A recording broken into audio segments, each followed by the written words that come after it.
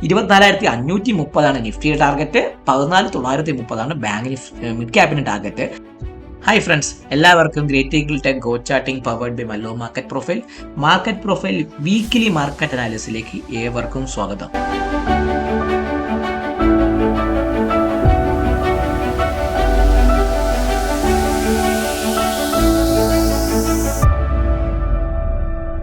ഇന്നത്തെ വീഡിയോയിൽ ഞാൻ കഴിഞ്ഞുപോയ വീക്കിന്റെ ഒരു മാർക്കറ്റ് അനാലിസിസും അത് വച്ചുള്ള നെക്സ്റ്റ് വീക്കിന്റെ ഒരു മാർക്കറ്റ് ഔട്ട്ലുക്കും ആയിരിക്കും ഞാൻ തരുന്നത്. ഡെയിലി എന്താണ് നമ്മുടെ ലെവൽ ട്രേഡിങ്ങിന് വേണ്ടിയിട്ടുള്ള വീഡിയോസ് സൺഡേ നാളെ രാത്രിയുള്ള വീഡിയോ ഷൂട്ട് ചെയ്യുമ്പോൾ അതിനകത്ത് വ്യക്തമായിട്ട് ഞാൻ മറ്റൊന്നൊക്കെയുള്ള ലെവൽ ട്രേഡിങ്ങിന്റെ വീഡിയോ കൊടുക്കുന്നതാണ്. അപ്പോൾ ഒരിക്കൽ കൂടി എല്ലാവർക്കും വീക്കിലി മാർക്കറ്റ് പ്രൊഫൈൽ അനാലിസിലേക്ക് സ്വാഗതം. സോ കഴിഞ്ഞ ആഴ്ച മിഡ് ക്യാപ്പ് നിങ്ങൾ നോക്കി അറിയായിരിക്കും. മിഡ് ക്യാപ്പ് ഒരു ഒരു ട്രേഡ് ഡീൽ അല്ല പറയും പീസ് ഡീൽ, ഇറാനും യുഎസും തമ്മിലുള്ള പീസ് ഡീൽ നടന്നതിന് ശേഷം മാർക്കറ്റ് ഒരു ഗ്യാപ്പിൽ ഓപ്പൺ ചെയ്തതിനു ശേഷം ഒരു ന്യൂട്രൽ ആയിട്ടാണ് മിഡ് ക്യാപ്പ് മൺഡേയിൽ ക്ലോസ് ചെയ്തത്. അതേപോലെ തന്നെയാണ് ന്യൂട്രൽ ആയിട്ടാണ് ഏത് ദിവസം ക്ലോസ് ചെയ്തത്, നമ്മുടെ ട്യൂസ്ഡേയും ക്ലോസ് ചെയ്തത്.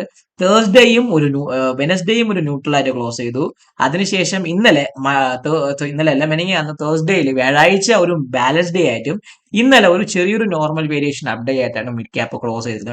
ചുരുക്കി പറഞ്ഞാൽ മിഡ് ക്യാപ്പ് ഒരു വീക്ക്ലി പ്രൊഫൈലിൽ ഞാൻ പറയുന്നുണ്ടെങ്കിൽ മിഡ് ക്യാപ്പ് നോക്കിക്കഴിഞ്ഞാൽ പെർഫെക്റ്റ്ലി ഒരു ന്യൂട്രൽ എക്സ്ട്രീം അപ്പായിട്ടാണ് മാർക്കറ്റ് ക്ലോസ് ചെയ്തിരിക്കുന്നത് വിത്ത് എ ഫെയിൽഡ് ഓപ്ഷൻ. ഒരു ഫെയിൽഡ് ഓപ്ഷൻ ഉണ്ട്. ഇന്നലെ വന്ന ഏതാണ് ഈ നമ്മള് ക്യാൻഡിൽസ്റ്റിക്കിന്റെ പാറ്റേൺ എടുക്കുന്ന സമയത്ത് ഈ ഒരു ലോ നിങ്ങൾ കാണുന്നുണ്ടായിരിക്കും. നിങ്ങൾ കൃത്യമായിട്ട് പറയുകയാണെങ്കിൽ 14,395.5.70 അത് ഒരു വീക്കിലി FA ആയിട്ടാണ്. അത് മാർക്കറ്റ് പ്രൊഫൈൽ പ്രകാരം ഫെയിൽഡ് ഓപ്ഷൻ. നമുക്ക് ഫെയിൽഡ് ഓപ്ഷനെ കുറിച്ചുള്ള ബാക്കിയുള്ള മാർക്കറ്റ് പ്രൊഫൈൽ ഇൻട്രസ്റ്റിംഗ് ആയിട്ടുള്ള കുറെ വീഡിയോസ് ഓർഡർ ഫ്ലോയുടെയും ഇനി ഒരാഴ്ചയിൽ ഒരു വീഡിയോ അടക്കം നമ്മുടെ ചാനലിൽ പുതിയൊരു സീരീസ് സ്റ്റാർട്ട് ചെയ്യണം. അപ്പൊ അത് വരുന്നതാണ്.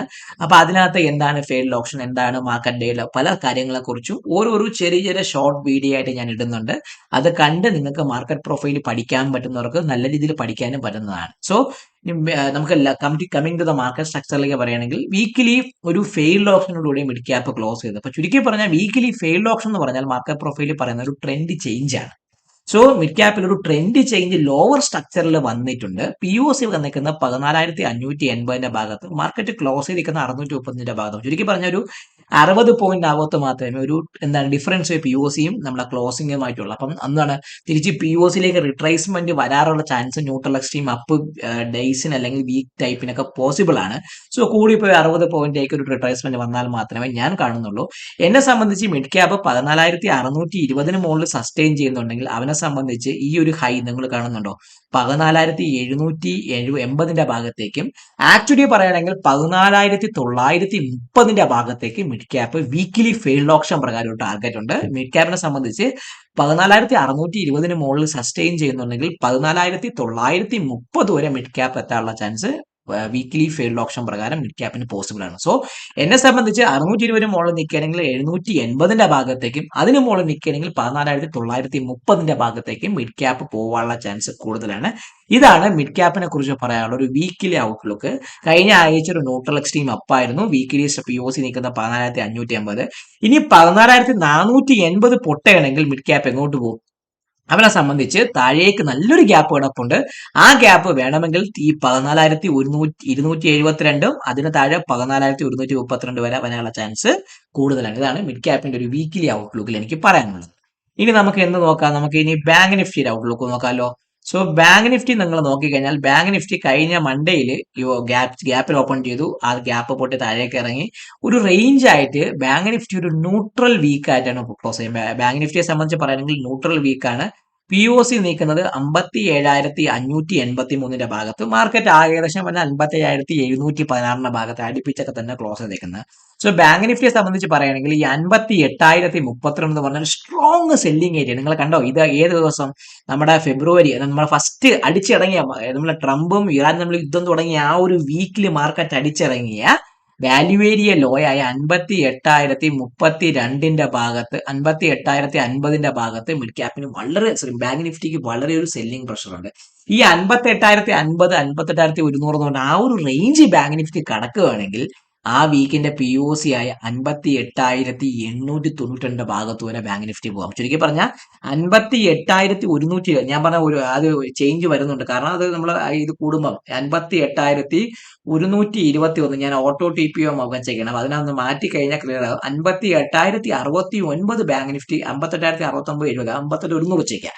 58,100 ബാങ്ക് നിഫ്റ്റി കടക്കുവാണെങ്കിൽ ആ വീക്കിന്റെ ആ ട്രേഡ് ഇറാനും അമേരിക്കയുമായി തുടങ്ങിയ യുദ്ധത്തിന്റെ ആ ഒരു സെക്കൻഡ് മാർച്ചിന്റെ POC ആയ 58,890 ഭാഗത്തേക്ക് ബാങ്ക് നിഫ്റ്റി പോകാനുള്ള ചാൻസ് ഉണ്ട്. അപ്പൊ ബാങ്ക് നിഫ്റ്റി ഏതിന് മുകളിൽ ബുള്ളിഷാണ്? 58,070 58,100 മുകളിൽ സസ്റ്റെയിൻ ചെയ്യുന്നുണ്ടെങ്കിൽ ബാങ്ക് നിഫ്റ്റി 58,900 വരെ പോകാനുള്ള ചാൻസ് ബാങ്ക് നിഫ്റ്റിയെ സംബന്ധിച്ച് കൂടുതലാണ്.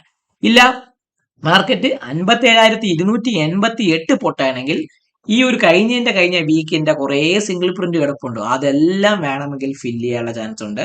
സോ 57,280 അല്ല, ഞാൻ 57,000 കൊണ്ട് ആ ഒരു ബിഗ് റൗണ്ട് നമ്പർ ഞാൻ ഒരു ഇമ്പോർട്ടൻസ് കൊടുത്തുകൊണ്ട് ഞാൻ പറയാണ്. 57,000 പൊട്ടുകയാണെങ്കിൽ മാത്രമേ ബാങ്ക് നിഫ്റ്റി എങ്ങോട്ട് വരാം? 56,400, 56,083, 55,253 പറഞ്ഞാൽ കഴിഞ്ഞ വീക്കിന്റെ POCയുടെ ഭാഗത്തേക്ക് പോകാനുള്ള ചാൻസ് കാണുന്നുള്ളൂ. അപ്പൊ ചുരുക്കി പറഞ്ഞാൽ 57,000 പൊട്ടാനുള്ള ഒരു ചാൻസ് ഇപ്പോഴത്തെ അവസ്ഥയിൽ മാർക്കറ്റിൽ കാണുന്നില്ല. എന്നെ സംബന്ധിച്ച് 58,100 മുകളിൽ സസ്റ്റെയിൻ ചെയ്യുന്നുണ്ടെങ്കിൽ 58,900 ഭാഗത്തേക്കുള്ള പോക്കായിരിക്കും ഞാൻ കൂടുതൽ ബാങ്ക് നിഫ്റ്റിയിൽ ഞാൻ പ്രതീക്ഷിക്കുന്നത്. ഇതാണ് ബാങ്ക് നിഫ്റ്റിയുടെ ഒരു വീക്കിലി ഔട്ട്ലുക്കും പറയുന്നത്.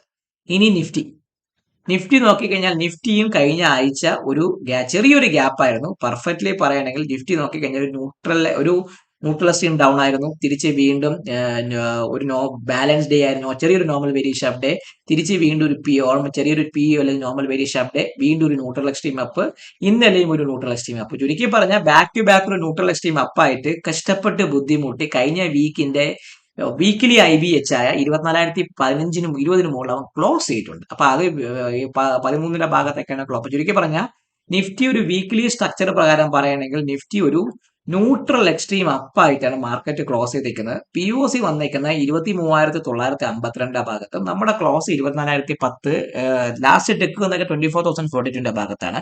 മാർക്കറ്റ് പ്രൊഫൈൽ ട്രേഡേഴ്സ് എപ്പോഴും ഓർക്കേണ്ടത് ലാസ്റ്റ് ടെക്ക് എവിടെയാണോ അതാണ് നമ്മൾ നോക്കേണ്ടത്. ആവറേജ് ക്ലോസിംഗ് നമ്മളെ സംബന്ധിച്ച് ഇമ്പോർട്ടന്റ് അല്ല. സോ 24,042 ഭാഗത്ത് ന്യൂട്രൽ എക്സ്ട്രീം അപ്പായിട്ടാണ് മാർക്കറ്റ് ക്ലോസ് ചെയ്തിരിക്കുന്നത്. ഇൻ ബിറ്റ്വീൻ പറയുകയാണെങ്കിൽ അവൻ ഇൻസൈഡ് ദ വാല്യൂ വരെയാണ് ക്ലോസ് ചെയ്തിരിക്കുന്നത്. സോ നിഫ്റ്റിയെ സംബന്ധിച്ച് പറയുകയാണെങ്കിൽ ഞാൻ ഈ ഒരു ഇത് കണ്ടോ 24,200 മുകളിൽ സസ്റ്റെയിൻ ചെയ്യുന്നുണ്ടെങ്കിൽ ഈ 24,415 അതിന് മുകളിൽ 24,500 ഭാഗം ഇവിടെ കുറച്ച് ലോ വോളിയം നോട്ട്സ് ഉണ്ട്. ഈ ഭാഗത്തേക്ക് നിഫ്റ്റി വരാനുള്ള ചാൻസ് ഉണ്ട്. നിഫ്റ്റിയും മിഡ് ക്യാപ്പിനെ പോലെ തന്നെ 24,811, അതായത് ഇന്നലെ ഈ കഴിഞ്ഞു പോയ വീക്കിന്റെ ലോ ആയ 24,817 അവിടെ ഒരു ഫെയിൽഡ് ഓപ്ഷൻ വന്നിട്ടുണ്ട്. ഫെയിൽഡ് ഓപ്ഷൻ എന്ന് പറയുമ്പോൾ അവൻ ഫെയിൽഡ് ഓപ്ഷൻ എന്ന് പറഞ്ഞാൽ ട്രെൻഡ് ചെയ്യും. ഞാൻ പറഞ്ഞ ആ കഥ വീണ്ടും എനിക്ക് അടിക്കാൻ വയ്യ. 24,011 മുകളിൽ അവൻ ക്ലോസ് ചെയ്യും. ഒരു ഫെയിൽഡ് ഓപ്ഷൻ കൃത്യമായിട്ട് വന്നു. ഫെയിൽഡ് ഓപ്ഷൻ പ്രകാരം എന്താണ് പറയുന്നത്? ഫെയിൽഡ് ഓപ്ഷൻ പറയുന്നത് ഒരു ട്രെൻഡ് ചേഞ്ച് ആണ് പറയുന്നത്.